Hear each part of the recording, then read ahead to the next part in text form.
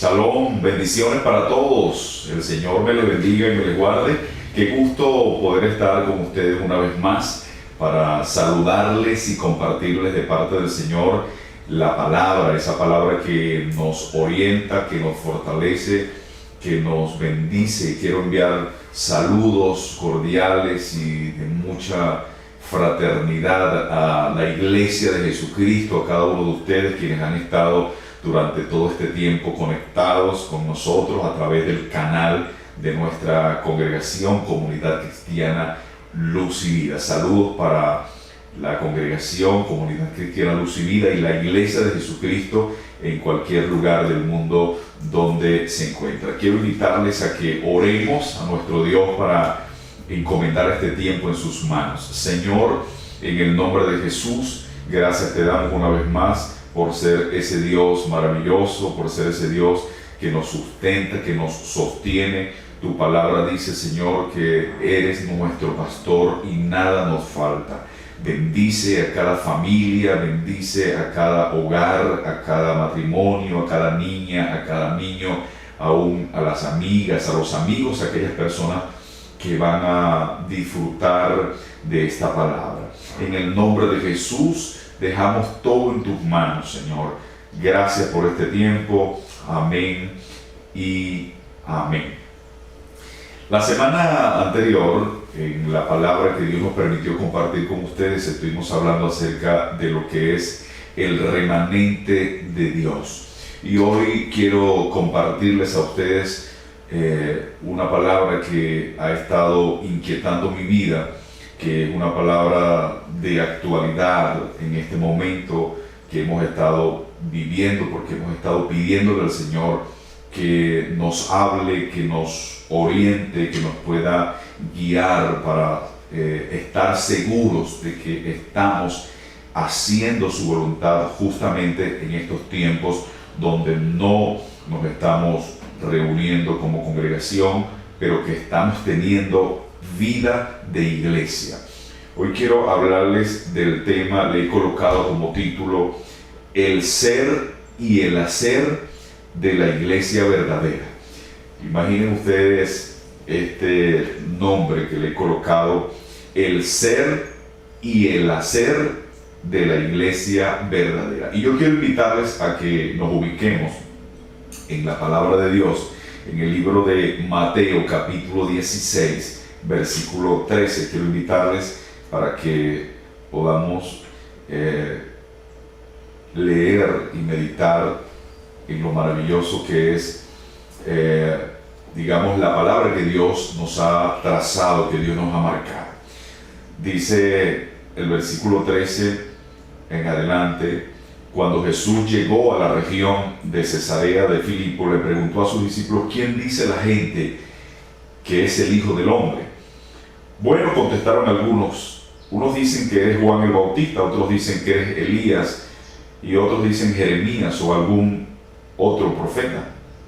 Entonces le preguntó, ¿y ustedes quién dicen que soy yo? El versículo 16 dice, Simón Pedro contestó, tú eres el Mesías, el Hijo del Dios viviente. Jesús le respondió, bendito eres, Simón, hijo de Jonás, porque mi Padre que está en el cielo te lo ha revelado. No lo aprendiste de ningún ser humano. El 18 dice, ahora te digo que tú eres Pedro, que quiere decir roca, y sobre esta roca edificaré mi iglesia, y el poder de la muerte no la conquistará. Y te daré las llaves del reino de los cielos. Todo lo que prohíbas en la tierra será prohibido en el cielo, y todo lo que permitas en la tierra será permitido en el cielo. Como lo dije, quiero hablar acerca de lo que es el tema, el ser y el hacer de la iglesia verdadera. Hace algo más de un mes escuchaba una entrevista que le hicieron a una profeta bien importante del mundo, y el entrevistador le decía qué debe hacer la iglesia en este tiempo. Y a mí particularmente me gustó lo que ella respondía. Ella dijo, bueno, este no es momento para pensar en qué hacer, es momento para ser, porque durante mucho tiempo hemos querido hacer o hemos hecho, olvidándonos de realmente lo que somos. Yo comencé a pensar en eso, pero al mismo tiempo comencé a considerar que las dos cosas son interesantes, las dos cosas son de suma importancia.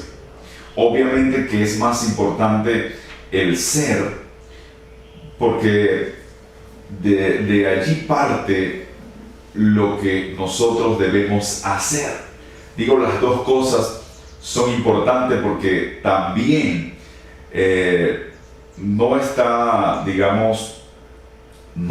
bien el que simplemente nosotros en el papel de, podríamos hablar en el papel de padres. Imagínate que yo diga, bueno, yo soy un padre de familia, o que yo pueda decir, yo soy un esposo, o yo soy un ciudadano, y que solamente eso se quede en que soy un esposo, en que soy un padre, o en que yo sea un ciudadano, pero que simplemente me quede en el ser. Es importante que si yo digo que yo soy un padre, entonces yo deba hacer lo que un padre debe hacer. En el caso de un padre debe ser el hombre que provee, el hombre que protege, el hombre que da amor, y así sucesivamente.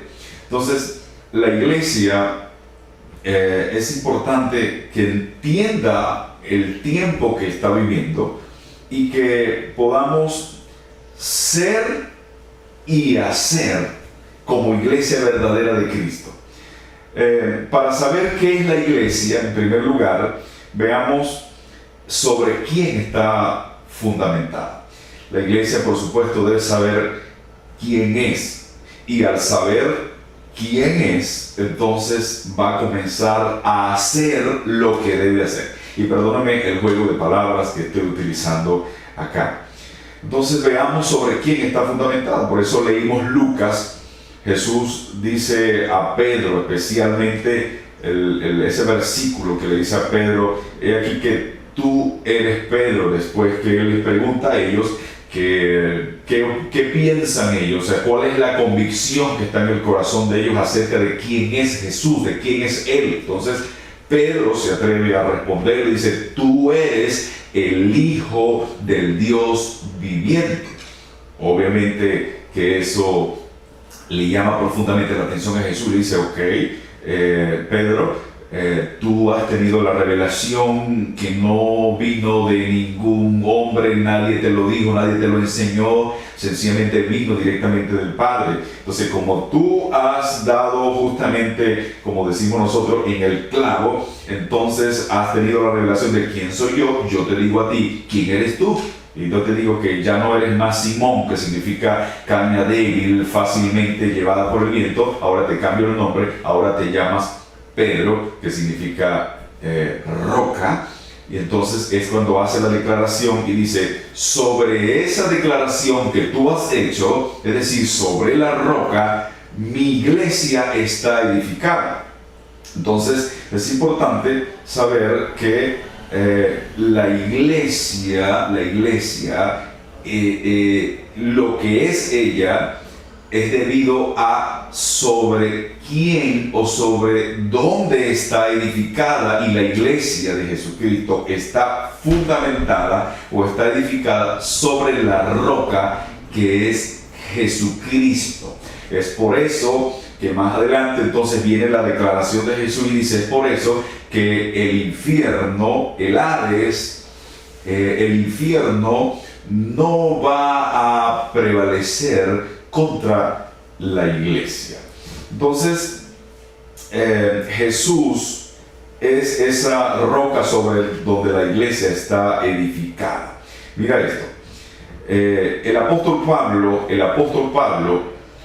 voy rápido porque quisiera cubrir varias cosas interesantes. El apóstol Pablo nos da la respuesta al compartir la idea de que solamente Cristo es el todo, Cristo es nuestra paz, dice, vale decir lo que ninguna otra cosa puede darle la solución, puede darle la salida, puede darle la esperanza, puede darle todo lo que el mundo y el ser humano necesita para funcionar, para vivir en armonía, en felicidad, para desarrollarse, para ser un mundo óptimo, realizado. Todo eso gira en torno a Cristo. Es impresionante que el mundo siempre ha vivido en un conflicto, en una situación muy difícil, y actualmente tal vez está clamando por la paz. El mundo está clamando por tener una dirección, por tener un derrotero, por saber hacia dónde ir o qué hacer. El mundo está desesperado y quieren realmente descubrir o saber cómo funcionar. Es por eso que la Biblia habla del anticristo, porque dice la Biblia que un día vendrá y que va a ofrecer paz a la humanidad, y va a haber paz durante 3 años y medio. Habla la Biblia que va a haber una paz ficticia y el mundo va a querer aclamarlo, y es por eso que va a ganar mucha autoridad y va a ganar muchos adeptos, muchos seguidores, porque eso es lo que él viene a ofrecer, ¿verdad? Porque el mundo está desesperado, la gente más inteligente, la gente más sabia, la gente más intelectual, más preparada, ha querido aportar sus ideas para que el mundo pueda dirigirse de una manera correcta, exitosa, y todo ha fracasado. Es por eso que el apóstol Pablo habla acerca de Jesucristo, y él dice que él vino a unir, a traer la paz. De hecho es llamado el príncipe de paz, Jesús. Entonces el apóstol Pablo realmente nos da la respuesta cuando él habla de la idea de que solamente Cristo es nuestra paz. Vale decir, lo que ninguna religión, lo que ningún ser humano, lo que ningún sistema puede brindar a la humanidad, Cristo realmente es lo que le ofrece al mundo, es lo que Cristo le da a la humanidad. Sea esto con cualquier normativa, con cualquier ley, con cualquier cosa que el hombre pueda ofrecer por sus méritos humanos, o lo que Pablo llama las obras de la ley, en ningún sentido, nada, absolutamente nada puede darle o puede brindarle seguridad, paz, armonía, felicidad o estabilidad a la humanidad. Solamente Cristo lo puede hacer. Entonces, Él solamente lo pudo hacer, y lo hizo solamente con su propia vida, con su propia persona, porque Él es realmente la paz. Él es la paz. Como dijo también en un capítulo en el libro, en uno de los evangelios: mi paz os dejo, mi paz os doy, no como el mundo la da. Porque si hay algo que la gente necesita en este tiempo y aclama y busca desesperadamente, es la paz. Por eso se han firmado tantos tratados a nivel mundial, pero nada se ha logrado porque todo lo quieren buscar fuera de Jesucristo. Por eso es que hoy quiero hablarles justamente de eso. Y lo más maravilloso de todo esto es que Jesús, todo lo que Él logró poder unificar a la humanidad en un sentido espiritual, lo hizo mediante su sacrificio, un sacrificio voluntario, y por eso hizo realidad esa paz que usted disfruta hoy como hijo de Dios, que la iglesia disfruta hoy, y que mucha gente pudiera encontrarlo hoy si así lo decide, porque Él es nuestra paz. Entonces, Él reconcilió al hombre con Dios, y por tanto no hay diferencia de géneros o de nacionalidades o de creencias o de cualquier otra cosa, porque Él dice entre todos, tanto judíos como griegos, como gentiles, Él hizo uno solo de ellos. Ahora, hoy quiero hablarles, como le dije al comienzo, acerca de lo que es el ser y el hacer de la iglesia verdadera.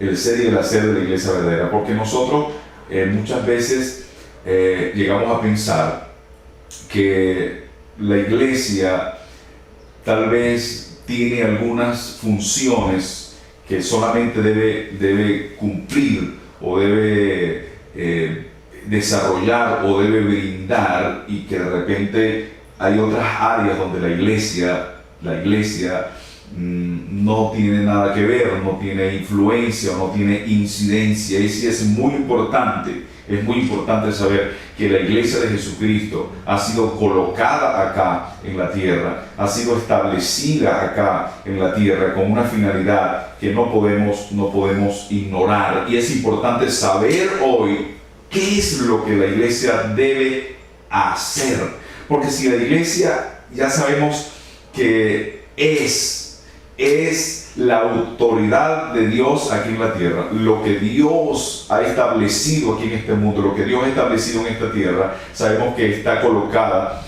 y que tiene un rol bien definido, como dice Mateo 18, que todo lo que nosotros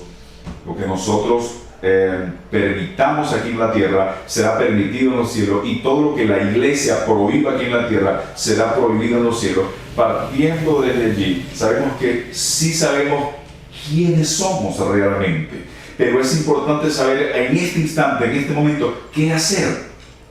Obviamente que hay un ejemplo que lo vamos a detallar, lo vamos a traer a colación, y es porque nosotros todo lo que hagamos debe estar fundamentado y debe estar establecido en lo que dice la palabra de Dios. O sea, nada de lo que hagamos es simplemente porque nosotros creemos que se debe hacer. O sea, hay podríamos llamar un derrotero, una marca, un camino que ya ha sido establecido o que ha sido recorrido por la iglesia, y podríamos hacer mención a la iglesia primera, por ejemplo.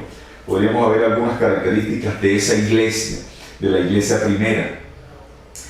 Y en el libro de Hechos, capítulo 1, versículo 14, nos da un primer aspecto que quiero que consideremos. Dice, el versículo 14 dice, y todos estos perseveraban unánimes en oración y ruego con las mujeres y con María, la madre de Jesús, y con sus hermanos. Quiero referirme a esta primera función, podríamos llamar, que la iglesia primitiva o que la iglesia primera practicó. Lo primero es que todos perseveraban unánimes en oración y en ruego. Y es algo interesante. Si tú te revisas la iglesia primera, ellos no tenían un templo o un lugar físico específico donde ellos se reunían. Podríamos haber dicho que, bueno, como no tenían un templo ni estaban reunidos de una forma masiva, pues entonces estaban débiles, estaban dejando de cumplir la función que como iglesia les había sido asignada, y esa era una debilidad en ellos. Podríamos pensar que era una debilidad que había en ellos, pero déjenme decirle que no, absolutamente no, porque dice el versículo 14 que todos estos perseveraban unánimes en oración.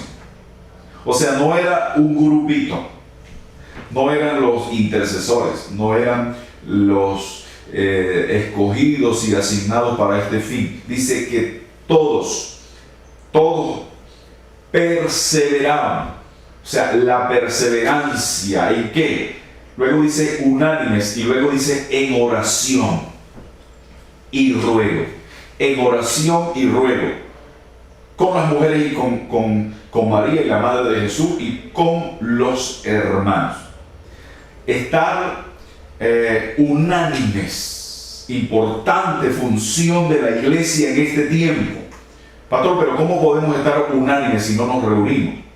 Déjeme decirle que la unidad del Espíritu, como yo siempre lo he llamado, es el milagro más grande que puede ocurrir en nuestras vidas. Porque la unidad no depende de un lugar físico. La unidad no depende de un apóstol, de un pastor o de un líder espiritual.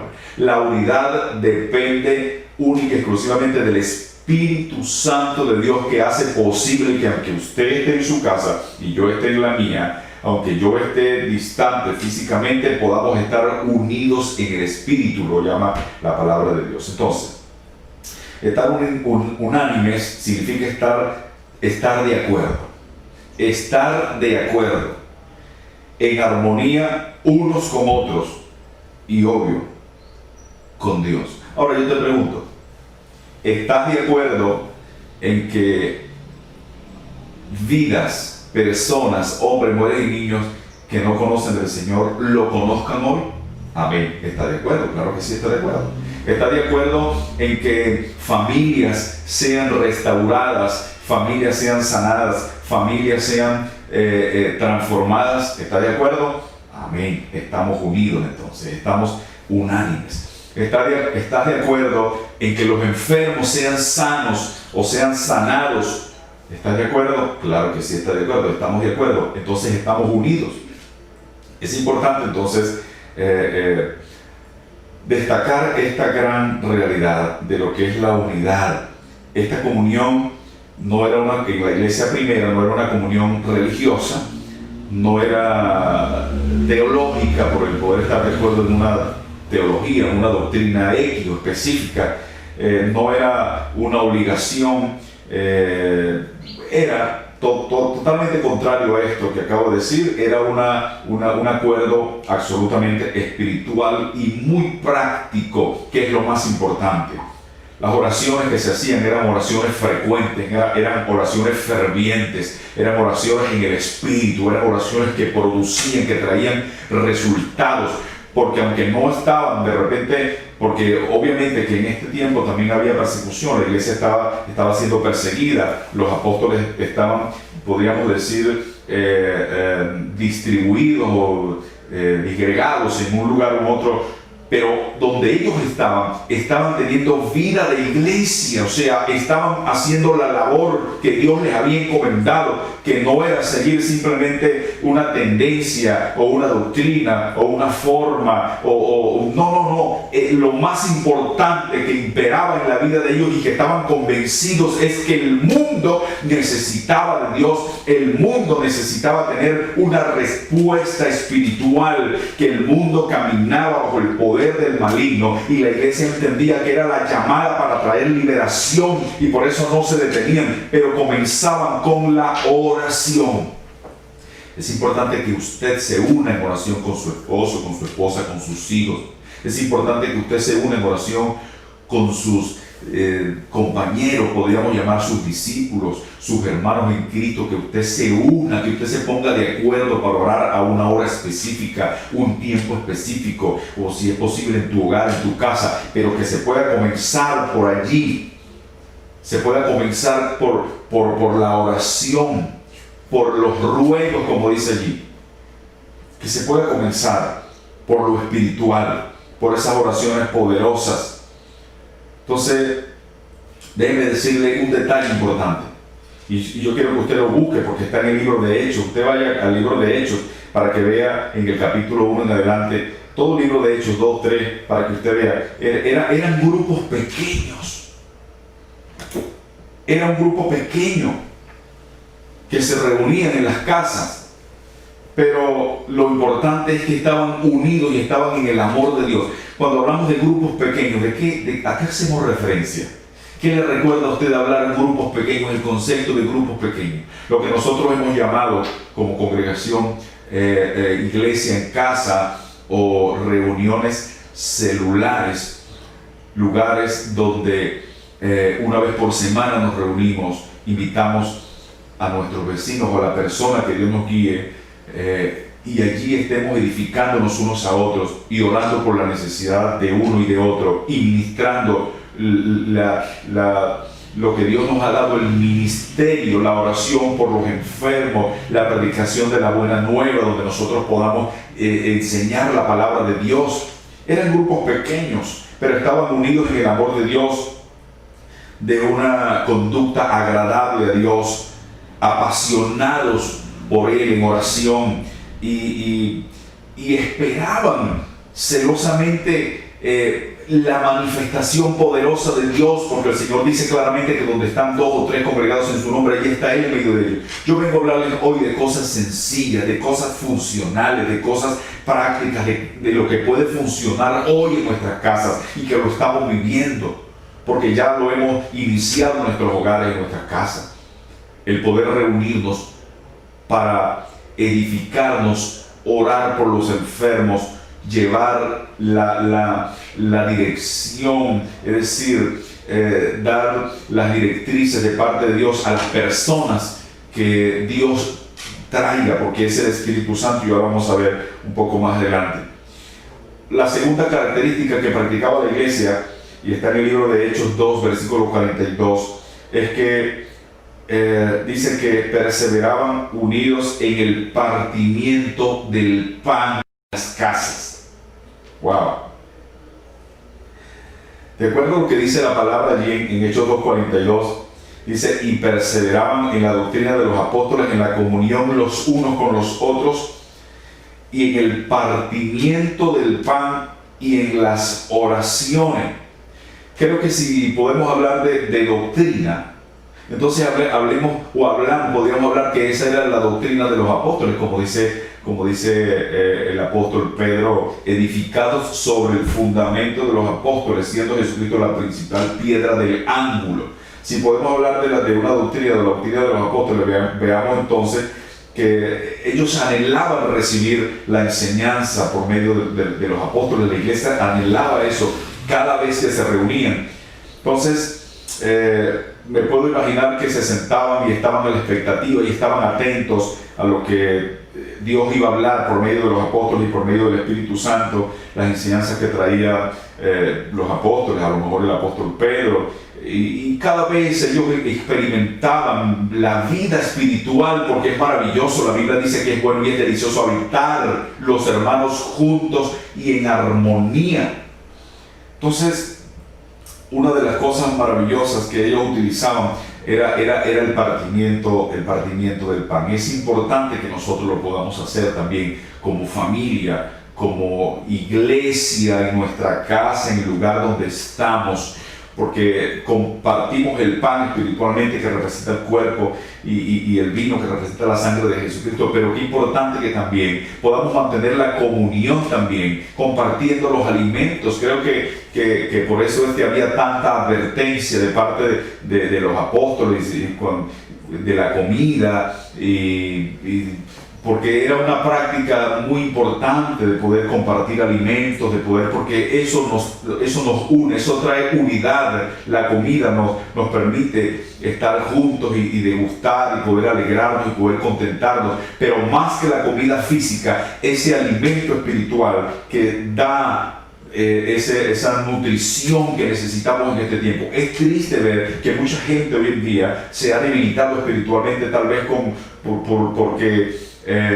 porque no nos hemos vuelto a congregar, porque no nos hemos vuelto a reunir. Pero quiero decirte en el nombre de Jesucristo, la vida de la iglesia está activa. La vida espiritual de la iglesia está activa. La función que como iglesia nos compete, lo que Dios nos ha encomendado, debe estar activo, y estamos activos llevando adelante lo que Dios nos ha encomendado. Porque como lo dije, lo he dicho en algunas de las prédicas, muchas veces lo he reiterado, las puertas del infierno no prevalecerán contra la iglesia. Puede ser que se tomen medidas que vayan en contra de reunirnos, de estar juntos, pero déjeme decirle algo en el nombre de Jesús. Hay algo que Dios ha colocado en nuestro corazón, en nuestra vida, y es que en nuestra vida Él está en nosotros. La presencia de Dios está en nosotros, como dijo el apóstol Pablo. El misterio que había estado oculto de los siglos y edades ha venido a nuestra vida, se nos ha revelado, y es Cristo en nosotros, la esperanza de gloria. ¿Acaso no es esto poderoso? Que Cristo está en nosotros, y si Cristo está dentro de nosotros, es la esperanza de gloria para Venezuela, para Latinoamérica, para el mundo, para la humanidad. Del que Él esté en nosotros, en nuestras vidas, es la esperanza para todo aquel que necesita una respuesta en este tiempo. Y la iglesia del Señor está llamada a eso. Y tú eres esa iglesia. Eres tú la iglesia del Señor. Quiero rápidamente hablarles de otra característica de la iglesia primera. Hechos 2:44 dice que compartían sus bienes. Todos los que creían estaban juntos y tenían en común todas las cosas, y tenían sus propiedades y sus bienes y lo traían a los pies de los apóstoles y los repartían a todos según la necesidad de cada uno. Yo quiero decirle algo. No te estoy mandando de que tú vas a vender tus bienes para que los repartas. Bueno, si Dios te habla, pues ya eso es Dios, algún trato directamente de Dios contigo. Pero una de las cosas que la iglesia debe cuidar en este tiempo, y yo quiero decirle que abramos nuestros ojos y abramos nuestro entendimiento. Una de las cosas que la iglesia debe cuidar en este tiempo es que no seamos de alguna manera contagiados con lo que dice Mateo 24, donde dice que por haberse multiplicado la maldad, el amor de muchos se enfriará. Una de las cosas que la iglesia tiene que cuidar es que ese amor que Dios le ha dado no se enfríe. Tal vez te dice, pastor, pero hay razones, porque la situación de la nación, de las naciones, es difícil. O sea, estamos cada día viendo un milagro tal vez para solucionar o para cumplir nuestros deberes como padres, como esposos o como personas, para suplir nuestras necesidades. Todos los días, pastor, yo vivo un milagro. Puedes decirle que la Biblia dice que el justo vivirá por la fe. Eso no está, limitado o no está confinado a un momento de crisis, a un momento difícil. No, sea en el mejor momento de abundancia, económicamente hablando, en la que un país o una persona viva. De todas maneras, la realidad es que usted y yo vivimos por fe. Vivimos por fe. El justo por la fe vivirá. Déjeme decirle, algo que tenemos que cuidar nosotros es que nuestro amor no se enfríe. Nosotros somos las personas llamadas a impartir amor, de dar amor, de brindar amor, pero el amor es Dios mismo. Pero es decir, para manifestar el amor no solamente se manifiesta diciendo, hermano, yo te amo, hermano, yo te quiero, hermano. No. El amor es práctico. Así como Dios dijo que nos amaba y dio a su Hijo unigénito para que todo aquel que en Él cree no se pierda, sino que tenga la vida eterna. Cuando tú dices que ama, ese amor, tú tienes que manifestarlo. Y déjeme decirle que a nuestro alrededor hay mucha necesidad. Estamos hablando diariamente, por decenas de personas que todo el tiempo están aclamando y están pidiendo apoyo y están buscando cubrir sus necesidades y se acercan a nosotros. Que nuestro amor, que nuestro corazón no se endurezca. La iglesia primitiva también estaba viviendo momentos difíciles, pero sin embargo, cuando entendieron que la función que como iglesia habían venido a cumplir en esta tierra estaba por encima de los intereses personales, estaba por encima de lo material, de lo efímero, de lo temporal, que estaba por encima del dinero, que estaba por encima de cualquier cosa, vieron más importante ayudar a su prójimo, vieron más importante tenerle la mano al necesitado que cualquier otra cosa. La iglesia está llamada a eso, y hay un llamado de parte de Dios para nuestra vida, que nuestro corazón no se endurezca.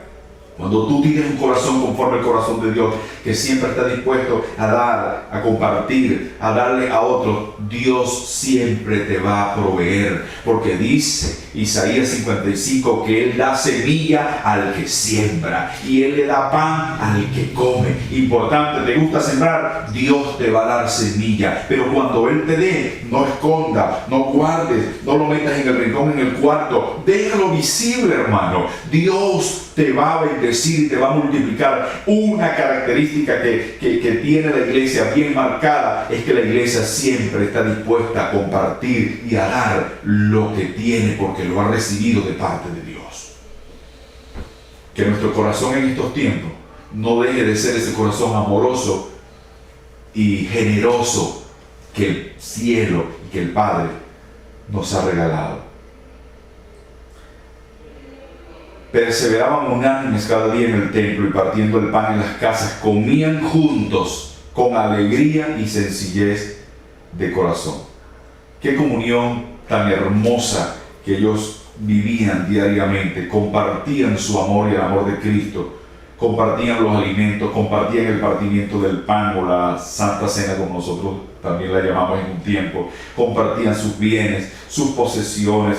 ¿Por qué? Porque esa es la función de la iglesia. A veces la iglesia cree que solamente su función es una función espiritual. Su función también es una función de mostrar el amor de Dios a través de las dádivas en el aspecto material. Y dice el versículo 34, Hechos 4:34, así que no había entre ellos ningún necesitado. Óigame, no había entre ellos ningún necesitado, porque todos los que poseían heredades o casas las vendían y traían el precio de lo vendido. El amor estaba latente en la iglesia primera. Los llevaba a ocuparse por la necesidad de su prójimo, por el bienestar de los demás. Era una forma de vida que ayudó de sobremanera en la extensión del reino de Dios.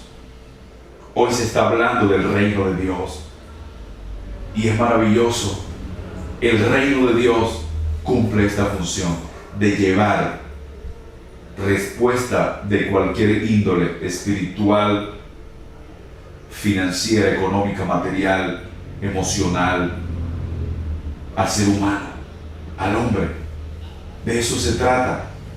Y es maravilloso que nosotros hoy podamos hacerlo, porque Dios nos los ha encomendado. Tal vez usted estaba esperando hoy una palabra diferente, una revelación extraordinaria, pero yo vengo a hablarte de algo práctico que funciona. Muy pronto nos reuniremos, muy pronto se abrirán las puertas de las congregaciones. ¿Sabes?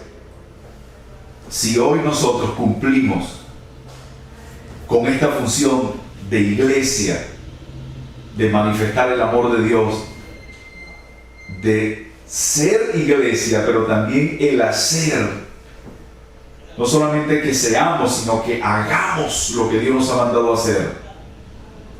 Déjeme decirle que cuando se abran las puertas de los templos, no habrá lugar para albergar a tanta gente que durante este tiempo ha sido abrazada por el amor de Dios. Y no solamente cuando hablo del amor de Dios, algo físico o literal, cuando tú te acercas a una persona, apoyarle, ayudarle, así sea, con algo sencillo, estás manifestando el amor del Padre, el amor de Dios. Y es importante que nosotros lo podamos entender. Ya finalizando, quiero hablarles de otra característica, y es que dice la Biblia en Hechos 2:43, y muchas maravillas y señales eran hechas por los apóstoles. Muchas maravillas y señales eran hechas por los apóstoles.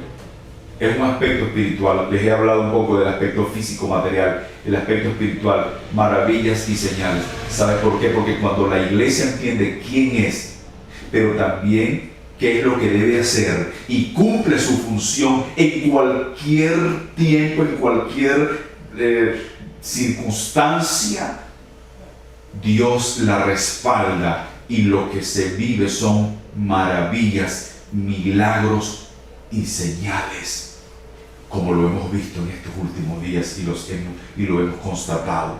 Es importante que entendamos que Dios lo quiere hacer a través de nosotros, a través de usted, a través de ti, a través de mí, a través de nosotros. Oremos por los enfermos, creamos la palabra que se nos ha encomendado, no tengamos temor. Él ha dicho: vayan, sanen los enfermos. liberten a los cautivos, abran la cárcel de los que están presos. Es la labor que usted y yo debemos hacer. Y no necesitamos, obviamente lo queremos que eso regrese, pero no podemos esperar. No necesitamos estar reunidos en el templo para ver los milagros y las maravillas de Dios. Tu iglesia, tú eres iglesia, yo soy iglesia, y donde yo estoy está la iglesia, y donde estemos pondremos la mano sobre los enfermos, y la Biblia dice que serán sanados en el nombre de Jesús. Cuando hay unidad,